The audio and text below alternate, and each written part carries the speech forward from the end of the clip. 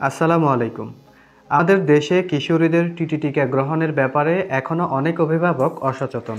গ্রামে বা প্রান্তিক পর্যায়ের বেশিরভাগ নারীরা এখনও মনে করে শুধুমাত্র বিবাহ পরবর্তী এবং গর্ভকালীন সময় এই টিটি টিকা গ্রহণ করতে হয়, যার ফলে কেউ কেউ যতবার গর্ভবতী হয় ততবারই 2 থেকে 3টি করে টিকা গ্রহণ করে থাকেন।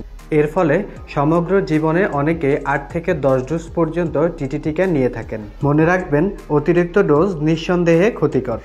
তাই আজ আমরা কথা বলবো নারীদের টিটি টিকা গ্রহণের সঠিক সময় এবং শিডিউল সম্পর্কে। চলুন শুরু করা যাক। ধনুষ্টঙ্কার প্রতিরোধে মেয়েদের 15 বছর বয়স হলেই টিটি টিকার প্রথম ডোজ গ্রহণ করতে হয়। এর 4 সপ্তাহ বা 1 মাস পর দ্বিতীয় ডোজ, তার 6 মাস পর তৃতীয় ডোজ গ্রহণ করতে হবে। এরপর প্রতি 1 বছর পর পর আরও 1 ডোজ করে মোট 2 ডোজ টিকা নিয়ে চতুর্থ ও পঞ্চম ডোজ টিকা গ্রহণ করতে হবে। মনে রাখবেন, এরপর আর কোনো টিকা নেই। চলুন এক পলকে দেখে নেই টিটি টিকার পূর্ণাঙ্গ শিডিউল।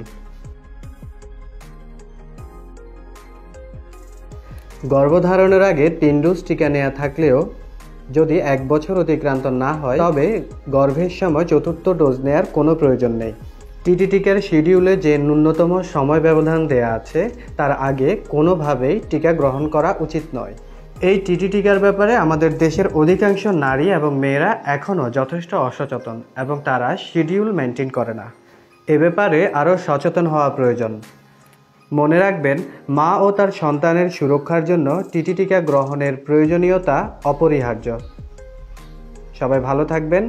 ধন্যবাদ।